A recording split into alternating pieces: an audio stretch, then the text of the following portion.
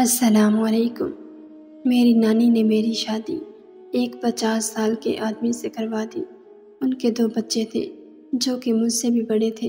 میرا 50 سال کا شوہر مجھ سے بہت محبت کرتا تھا، لیکن مجھے شوہر کے بیٹے سے پیار ہو گیا، لیکن وہ مجھ سے نفرت کرتا تھا اور میں اس کے ہر کام بھاگ بھاگ کر کرتی۔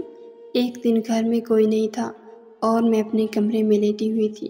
اچانک شوہر کا بیٹا آ گیا میرے کمرے میں۔ میں اسے دیکھ کر خوش ہو گئی۔ اس نے آتے ساتھ جو میرے ساتھ کیا، میرے قدموں تلے سے زمین نکل گئی۔ اس نے میرے ساتھ میری شادی ایک 50 سال کے آدمی سے ہو گئی، جبکہ میں خود صرف 16 سال کی تھی۔ اور اس 50 سال کے آدمی کے بیٹے نے جو کچھ میرے ساتھ کیا وہ میں نے کبھی خواب میں بھی نہ سوچا تھا۔ میرے ماں باپ کا انتقال بہت پہلے ہی ہو گیا تھا اور میری نانی مجھے اپنے گھر لے آئی تھی۔ ماموں مامی کی آنکھوں میں ہر دم کھٹکتی رہتی، لیکن ایک 8 سال کی بچی کو نانی کیسے اکیلا چھوڑ سکتی تھی، اور اسی لیے وہ ماموں کی 1000 باتیں سننے کے باوجود بھی مجھے اپنے ساتھ رکھ رہی تھی۔ اور جب نانی کو احساس ہوا کہ اب ان کی بوڑھی ہڈیوں میں میرا بوجھ اٹھانے کی طاقت نہیں رہی، تو انہوں نے مجھے ماموں کے رحم و کرم پر چھوڑنے کی بجائے میرے لیے رشتے کی تلاش شروع کر دی۔ لیکن ایک یتیم اور بے سہارا لڑکی سے کون شادی کرتا کہ جو جہیز میں بھی کچھ نہ لانے والی تھی؟ اسی لیے رشتے والی نے میرے لیے زیادہ عمر کے آدمیوں کے رشتے دکھانے شروع کر دیے۔ شروع میں تو نانی نے یہ کہہ کر صاف منع کر دیا کہ رانی تو ابھی صرف 16 سال کی ہے، تو اتنی بڑی عمر کے مردوں سے میں کیسے رانی کی شادی کر سکتی ہوں۔ پھر دھیرے دھیرے نانی کو احساس ہوا کہ ان کی حالت دن بدن خراب ہوتی جا رہی ہے، اور ماموں مامی کے رویے میں اتنے سالوں بعد بھی میرے لیے کوئی لچک پیدا نہ ہوئی۔ اسی لیے نانی نے ایک مشکل فیصلہ لیا اور ایک 50 سال کے آدمی سے میرا رشتہ پکا کر دیا۔ رشتے والی نے بتایا کہ اس آدمی کی بیوی اب اس دنیا میں نہیں رہی اور اس کے 2 جوان بیٹے ہیں۔ گھر، پیسہ، جائیداد، کسی چیز کی کوئی کمی نہیں۔ رشتے والی نانی سے کہہ رہی تھی کہ اپنی رانی تو شادی کے بعد عیش کرے گی۔ نانی نے ایک ملاقات کے بعد فاروق سے میرا رشتہ طے کر دیا، جو ایک 50 سال کے سرکاری ملازم تھے۔ میں نے فاروق کو نہیں دیکھا تھا، بس مجھے نانی نے یہ بتایا کہ ان کی عمر کچھ زیادہ ہے۔ فاروق نے شادی میں کسی بھی طرح کی کوئی ڈیمانڈ نہیں کی تھی، اور نانی کے پاس بھی مجھے دینے کے لیے کچھ نہ تھا۔ اسی لیے میں 4 دن کے اندر ہی خالی ہاتھ رخصت ہو کر فاروق کی دلہن بن گئی۔ شادی کی رات جب میں نے فاروق کو دیکھا تو جیسے میرے سارے ارمان مٹی میں مل گئے تھے۔ فاروق کے سر پر تو بال بھی نہ ہونے کے برابر تھے، جبکہ میں 16 سال کی ایک حسین لڑکی تھی، ایک ایسی لڑکی جو اپنی قسمت سے ہار گئی تھی، اور فاروق جیسے ادھیڑ عمر مرد کی بیوی بن گئی تھی۔ میں اپنی بے بسی پر آنسو بہانے کے سوائے اور کچھ نہیں کر سکتی تھی۔ فاروق نے تو مجھے دیکھتے ہی ایسی محبت کا اظہار کیا جیسے میں ان کی زندگی میں آنے والی پہلی عورت ہوں۔ شادی کی پہلی رات ہی فاروق نے مجھے اس گھر میں رہنے کے کچھ طریقے بتا دیے تھے۔ فاروق نے بتایا تھا کہ ان کے دونوں بیٹے اس شادی پر راضی نہیں، اس لیے میں ان سے فاصلے پر رہوں۔ مجھے میرے گھر جانے کی اجازت بھی نہ تھی، اور فاروق نے یہ جتا دیا تھا کہ جب وہ چاہیں گے تب ہی مجھے نانی سے ملانے کے لیے لے کر جائیں گے۔ میں نہ ہی گھر سے باہر نکل سکتی تھی اور نہ ہی اپنی مرضی سے کسی سے بات کر سکتی تھی۔ میں اتنی ساری پابندیاں اور اصول سن کر گھبرا گئی تھی۔ میں تو ابھی صحیح طرح اپنی زندگی کو جی بھی نہ سکی تھی، اور فاروق نے مجھے اتنی زنجیروں میں جکڑ دیا تھا۔ میں شادی سے پہلے ہمیشہ یہی سوچتی تھی کہ شادی کے بعد ماموں مامی سے میری جان چھوٹ جائے گی، اور جس کسی سے بھی میری شادی ہوگی تو وہ مجھے ایک پرسکون زندگی دے گا۔ دوسروں کی طرح میں بھی اپنی مرضی کی مالک ہو جاؤں گی اور وہ سب کروں گی جو بچپن سے صرف سوچتی ہی آئی تھی، لیکن میرے سارے سپنے خاک میں مل گئے تھے۔ شادی کی اگلی صبح جب فاروق کے دونوں بیٹے ڈائننگ ٹیبل پر ناشتے کے لیے آئے تو مجھے بیٹھا دیکھ کر چونک اٹھے، اور جب ان کے باپ نے میرا تعارف کروایا کہ میں ان کی نئی ماں ہوں تو ان دونوں کے چہروں کے رنگ بدل گئے اور وہ اپنے باپ کو نفرت کی نگاہ سے دیکھنے لگے۔ فاروق کے دونوں ہی بیٹے بہت خوبصورت تھے، لیکن ان کا بڑا بیٹا رمیز تو پہلے ہی نظر میں میرے دل میں اتر گیا تھا۔ میں نے آج تک اتنا خوبصورت نوجوان نہیں دیکھا تھا۔ وہ عمر میں مجھ سے 3-4 سال ہی بڑا تھا، لیکن اس کا لمبا قد اور کثرتی بدن دیکھ کر میں حیران رہ گئی تھی۔ فاروق تو معمولی شکل و صورت کے مالک تھے، نہ جانے ان کے بیٹے کس پر گئے تھے۔ رمیز غصے میں اپنے باپ سے کہہ رہا تھا کہ آپ کیسے کسی دوسری عورت کو ہماری ماں کی جگہ پر لا کر بٹھا سکتے ہیں؟ یہ لڑکی کبھی میری ماں کی جگہ نہیں لے سکتی۔ کافی دیر تک دونوں باپ بیٹے کے بیچ میں تکرار چلتی رہی۔ رمیز بڑا ہونے کی وجہ سے باپ سے الجھ رہا تھا، جبکہ رحیم جو کہ رمیز سے کچھ سال چھوٹا تھا خاموش کھڑا تھا۔ کچھ ہی دیر میں فاروق کے دونوں بیٹے بنا ناشتہ کیے ہی گھر سے باہر نکل گئے تھے۔ میں نے دور تک رمیز کو جاتے ہوئے دیکھا تھا۔ ایسا لگ رہا تھا جیسے وہ جاتے جاتے میرا دل بھی اپنے ساتھ لے گیا ہو۔ فاروق کہہ رہے تھے کہ رمیز کے بارے میں سوچ کر خود کو پریشان نہ کرو، وہ کچھ ہی دنوں بعد خود ہی ٹھیک ہو جائے گا۔ وقتی طور پر اسے غصہ ہے، لیکن آہستہ آہستہ سب ٹھیک ہو جائے گا۔ لیکن فاروق کے دفتر چلے جانے کے بعد میں سارا وقت رمیز کو ہی سوچتی رہی۔ مجھے اس سے پہلی نظر کی محبت ہو گئی تھی۔ فاروق مجھے بالکل بھی پسند نہیں آئے تھے، اور اس کی ایک وجہ ان کی عمر اور ان کا بے ڈول وجود تھا۔ بے چینی سے یہاں چکر کاٹتے ہوئے آدھا ہی دن گزرا تھا کہ جب رمیز اور رحیم کالج سے واپس آ گئے تھے۔ رحیم تو آتے ہی اپنے کمرے میں چلا گیا، جبکہ رمیز کھانا کھانے کے لیے ڈائننگ ٹیبل پر بیٹھ گیا تھا۔ شاید وہ بھول گیا تھا کہ میں بھی اس گھر میں موجود ہوں۔ میں نے جیسے ہی رمیز کو ڈائننگ ٹیبل پر بیٹھے دیکھا تو بھاگ کر ماسی کے ہاتھوں سے کھانا لے لیا اور اسے اپنے کمرے کی صفائی کرنے کے لیے بھیج دیا۔ جیسے ہی میں نے رمیز کے آگے کھانا رکھا تو وہ میرا چہرہ دیکھ کر چونک اٹھا، اور اس کے چہرے پر اچانک ہی غصے کے آثار نمودار ہوئے۔ وہ مجھ سے کہنے لگا کہ تم میرے سامنے نہ آیا کرو، تم میرے باپ کی بیوی ہو لیکن میری ماں ہرگز نہیں۔ میں نے اس سے کہا کہ مجھ پر غصہ ہونے کی بجائے کھانا کھا لو۔ شاید وہ بہت زیادہ ہی بھوکا تھا، اسی لیے میرے سامنے ہی اس نے کھانا کھا لیا۔ میں رمیز کے چھوٹے چھوٹے کام خود انجام دینے لگی تھی۔ کبھی کبھی تو وہ بہت زیادہ غصہ کرتا، لیکن کبھی کوئی جواب نہ دیتا۔ جب تک فاروق گھر پر ہوتے وہ مجھے اپنے ساتھ کمرے میں ہی رکھتے، لیکن ان کی غیر موجودگی میں فوراً تتلی بن کر رمیز کے ارد گرد منڈلانے لگتی۔ فاروق نے باتوں باتوں میں مجھے کئی بار کہا تھا کہ میں ان کے بیٹوں سے دور رہوں، لیکن نہ جانے کیوں میں خود بخود رمیز کی طرف کھینچتی ہی چلی جاتی تھی۔ میرے دل میں اس کے لیے محبت دن بدن بڑھ رہی تھی۔ اب تو مجھے اس کی پسند اور ناپسند کا بھی پوری طرح علم تھا۔ رمیز نے میری کبھی بھی پذیرائی نہ کی تھی، لیکن میں اپنے دل کے ہاتھوں مجبور تھی۔ میں بچپن سے ہی محبتوں کے لیے ترسی تھی۔ ماں باپ کے انتقال کے بعد جیسا سلوک ماموں مامی نے میرے ساتھ کیا، اس کی وجہ سے میں احساس محرومی کا شکار ہو گئی تھی۔ جب میں ہر کسی کو اپنی زندگی میں خوش اور مطمئن دیکھتی تو میرے اندر ایک الاؤ سا دہک جاتا۔ میں سوچتی تھی کہ شادی کے بعد یہ کمی دور ہو جائے گی، لیکن فاروق نے مجھے اپنی ضرورت کے تحت بیوی بنا کر رکھا تھا۔ فاروق کو میرے جذبات یا میری خوشیوں سے کوئی لینا دینا نہیں تھا۔ وہ صبح کے گئے شام کو جب دیر سے گھر آتے تو مجھے اپنے جذبات کی تسکین کے لیے استعمال کرتے اور اس کے بعد پھر بھول جاتے۔ رحیم پڑھائی کے سلسلے میں دوسرے شہر چلا گیا تھا اور رمیز یہیں رہ گیا تھا، لیکن وہ میرے سامنے آنے سے بھی گریز کرتا تھا، کیونکہ مجھے دیکھتے ہی اسے غصہ آنے لگتا اور میں اتنا ہی جان بوجھ کر اس کے پاس جاتی۔ گھر میں بہت سارے ملازمین تھے، لیکن اس کے باوجود میں زیادہ تر رمیز کے کام خود اپنے ہاتھ سے کرتی۔ رمیز کے کپڑے استری کرنا، اس کے لیے کھانا بنانا، اس کے سارے ہی چھوٹے بڑے کام میں نے نوکروں کے ہاتھوں سے لے کر خود کرنے شروع کر دیے تھے۔ ایک روز گھر میں کوئی بھی موجود نہ تھا۔ فاروق کسی کام کے سلسلے میں شہر سے باہر گئے تھے اور رحیم تو تھا ہی نہیں۔ گھر میں موجود نوکرانیاں موجود رہتی تھیں۔ اتفاق سے آج وہ دونوں بھی چھٹی کر کے چلی گئی تھیں۔ میرے پاس کرنے کے لیے کوئی کام تو ہوتا ہی نہیں تھا، اس لیے میں خاموشی سے اپنے کمرے میں لیٹی ہوئی تھی۔ جب یہ دیکھ کر میں حیرت کی انتہا نہ رہی کہ رمیز خود ہی میرے کمرے میں چلا آیا تھا۔ اسے دیکھ کر میں اٹھ کر بیٹھ گئی اور میری خوشی کی انتہا نہ رہی تھی۔ اسے دیکھ کر تو میں زندگی کو جی رہی تھی، ورنہ میری زندگی میں کچھ بھی باقی نہ بچا تھا۔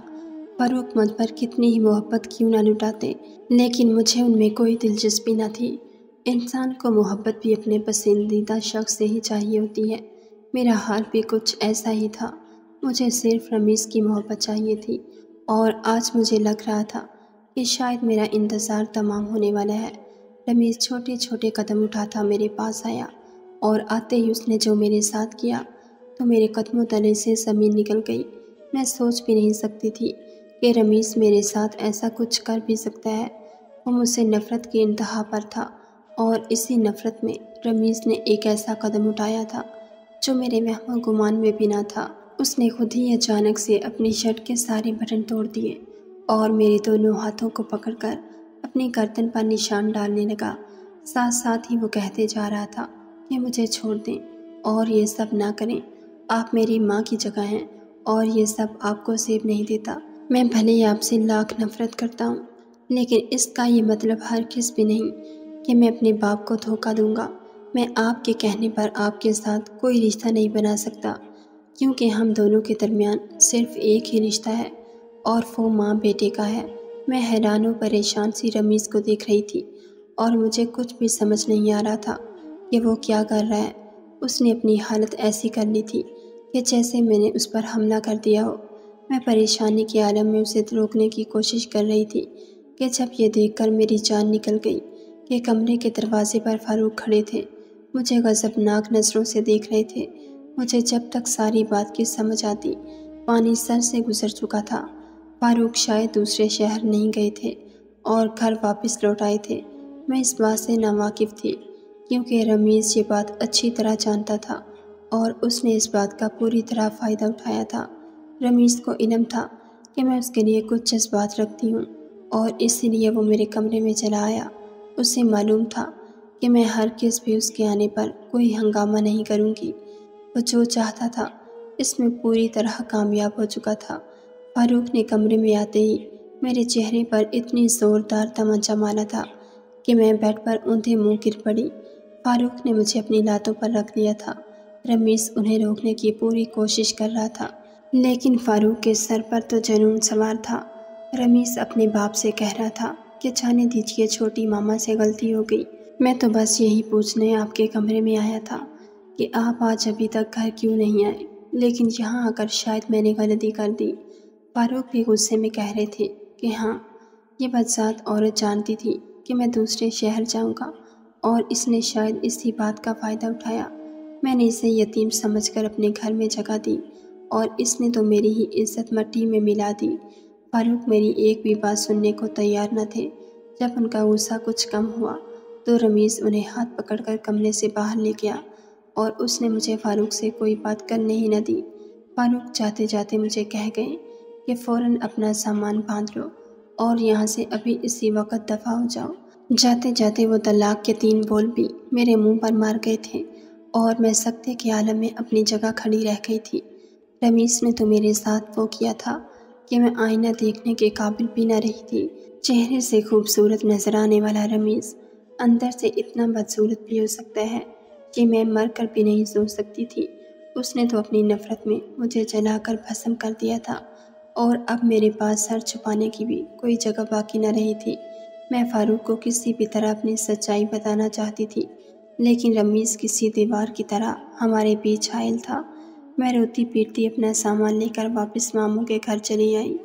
رات کے اندھیرے میں مجھے سامان کے ساتھ اپنے دروازے پر دیکھ کر تو میری بوڑھی نانی کی جان ہی نکل گئی تھی، اور جب میں نے نانی کو ساری بات بتائی تو وہ اس بات کو برداشت نہ کر سکیں، اور انہیں صدمے سے دل کا دورہ پڑ گیا۔ بہت مشکل سے تو نانی نے میرے لیے ایک ایسی جگہ کا بندوبست کیا تھا جہاں میں عزت سے زندگی گزار سکتی تھی، لیکن میں وہاں سے بھی دھکے کھا کر واپس چلی آئی۔ مامی تک جب یہ بات پہنچی تو انہوں نے بہت شور مچایا اور میرے کردار کی خوب دھچیاں اڑائیں، اور دیکھتے ہی دیکھتے اگلے دن یہ بات سارے محلے میں مشہور ہو گئی کہ میں اپنے کالے کرتوتوں کی وجہ سے اپنے شوہر سے طلاق لے کر ان کے سر پر واپس آ بیٹھی ہوں۔ نانی 2 دن تک سرکاری ہسپتال میں پڑی رہیں۔ میں عدت میں ہونے کے باوجود بھی نانی کے ساتھ ہسپتال میں تھی، لیکن ماموں مامی نے پلٹ کر ہماری طرف نہ دیکھا۔ وہ تو نانی کو بھی قصوروار مانتے تھے۔ مامی کہتی تھی کہ اگر نانی نے میری ذمہ داری اپنے سر نہ لی ہوتی تو آج انہیں میری وجہ سے بدنامی کا سامنا نہ کرنا پڑتا۔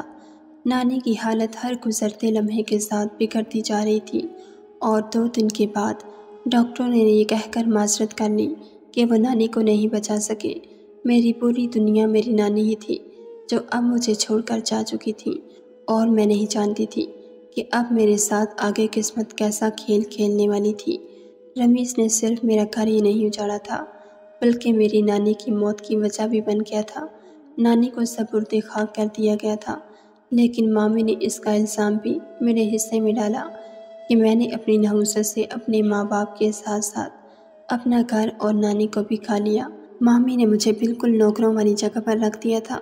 میں سارا دن گھر کے کام کاج کرتی اور اس کے بعد مجھے کھانے کے لیے 1 وقت کی روٹی ملتی۔ مامی تو شروع سے ہی میری دشمن تھی، لیکن نانی کی وجہ سے وہ مجبور ہو کر میرے ساتھ اپنے رویے کو بہتر کر لیا کرتی تھی۔ اب جب کہ میری نانی ہی نہ رہی تھی تو مامی کو ظلم و ستم سے روکنے والا کوئی بھی نہ تھا۔ ماموں نے تو اپنی آنکھوں پر مامی کی سکھائی پٹی باندھ لی تھی۔ دن یوں ہی آہستہ گزر رہے تھے۔ میری عدت پوری ہو چکی تھی۔ مجھے اب زندگی سے کوئی لگاؤ نہیں رہا تھا۔ 17 سال کی عمر میں ہی میرے ماتھے پر طلاق یافتہ ہونے کا داغ لگ چکا تھا۔ میری غلطی صرف اتنی تھی کہ میں اپنے جذبات پر قابو نہیں رکھ سکی تھی اور فطری طور پر میرا دل خود بخود ایک ایسے شخص کی طرف مائل ہو گیا تھا جو میرے جوڑ کا تھا، لیکن میں نے کبھی ایسی کوئی حرکت کرنے کے بارے میں سوچا نہ تھا کہ جس سے میں بد کردار ثابت ہوتی۔ عدت پوری ہونے کے بعد بھی میری حالت میں کوئی تبدیلی نہ آئی تھی۔ میں سارا دن خاموشی سے گھر کے کام کاج میں مصروف رہتی۔ ایک یتیم اور بے سہارا لڑکی کے ساتھ اس معاشرے میں کیسا سلوک ہوتا ہے وہ میں اچھے سے جان گئی تھی۔ ماموں مامی دونوں ہی اپنے بیٹے کے پاس امریکہ جانے والے تھے۔ کچھ سالوں پہلے ماموں کے بیٹے نے ایک امریکی لڑکی سے شادی کر لی تھی اور اس کے بعد وہ لوٹ کر پاکستان نہیں آیا تھا۔ ماموں مامی اس سے ملنے جانا چاہتے تھے، لیکن میری موجودگی نے ان کے اس سفر میں رکاوٹ پیدا کر دی تھی، اور مامی نے اس کا حل یہ نکالا کہ وہ جلد سے جلد میری شادی کروا دیں۔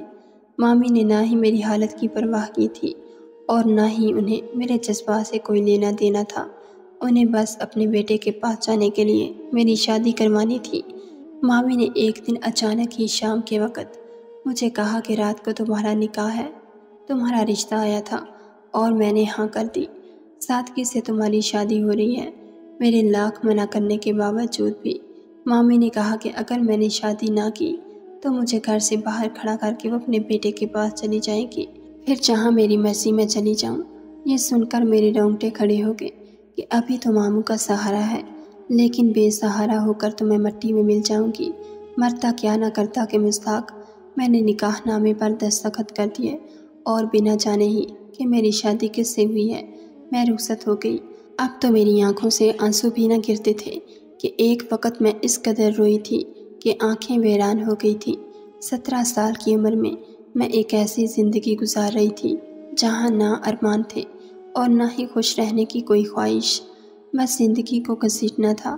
مجھے اپنے کمرے میں بیٹھے کچھ ہی دیر گزری تھی کہ جب مجھے کسی کے قدموں کی آہٹ کا احساس ہوا اور یہ دیکھ کر میری جان نکل گئی کہ میرا دلہا کوئی اور نہیں بلکہ رمیز تھا۔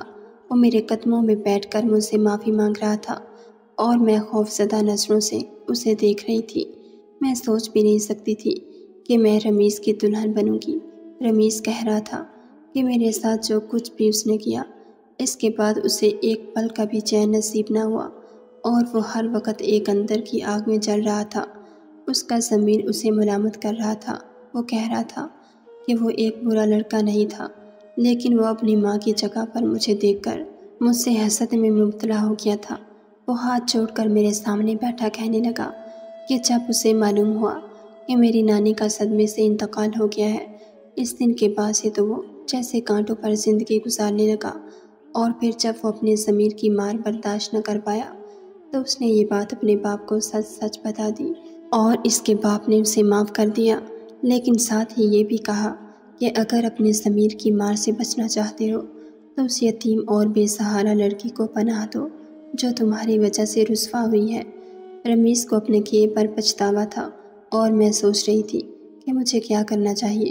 رمیز کے آنسوؤں نے مجھے یقین دلا دیا تھا کہ وہ اپنے حصے کی سزا بھگت چکا ہے اور اسی لیے میں نے اسے معاف کر دیا۔ رمیز نے مجھے ایک الگ گھر میں رکھا تھا جہاں فاروق صاحب نہیں رہتے تھے۔ رمیز ایک اچھا لڑکا تھا، لیکن وہ اپنی ماں کی جگہ پر مجھے برداشت نہ کر پایا۔ رمیز نے جتنا ظلم مجھ پر کیا تھا وہ اس کا ہر ممکن ازالہ کرنے کی کوشش کر رہا تھا، اور میرا اس قدر خیال رکھتا کہ کبھی کبھی میں حیران رہ جاتی۔ کچھ دن گزرے تھے کہ جب ایک روز اچانک ہی مامی میرے دروازے پر آئیں اور میرے قدموں میں گر کر معافی مانگنے لگیں۔ میں حیران تھی کہ یہ سب کیا ہوا ہے۔ مامی نے روتے ہوئے بتایا کہ ان کے اکلوتے بیٹے نے انہیں پہچاننے سے انکار کر دیا، اور جب ماموں مامی امریکہ پہنچے تو ان کی بہو نے انہیں اپنے گھر میں داخل تک نہ ہونے دیا۔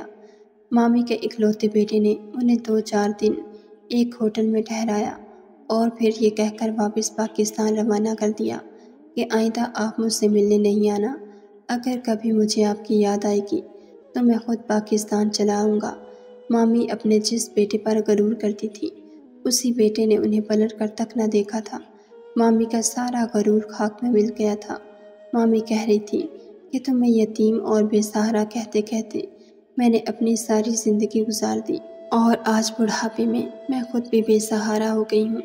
میں نے اپنی زندگی کے بہت سے سال بہت تکلیف میں کاٹے تھے، لیکن خدا نے میری قسمت میں خوشیاں لکھ رکھی تھیں جو وقت آنے پر مجھے مل گئیں، اور جن لوگوں نے مجھ پر ظلم کیا تھا خدا نے ان کی رسی بھی کھینچ دی تھی۔ مجھے خدا کے انصاف پر یقین آ گیا تھا، اسی لیے میں نے وہی معاملہ اختیار کیا جس کا خدا نے ہمیں حکم دیا ہے۔ میں نے سچے دل سے نہ صرف رمیز کو بلکہ اپنے ماموں مامی کو بھی معاف کر دیا۔ جب خدا نے میرے حصے کی ساری خوشیاں مجھے دے دی تھیں تو میرا بھی فرض بنتا تھا کہ میں دوسروں کو ان کے حصے کا سکون بخش دوں۔ ناظرین، اگر آپ کو ہماری ویڈیو پسند آئی ہے تو لائک ضرور کیجیے، اور ایسی مزید ویڈیوز دیکھنے کے لیے ہمارے چینل کو سبسکرائب کر لیجیے۔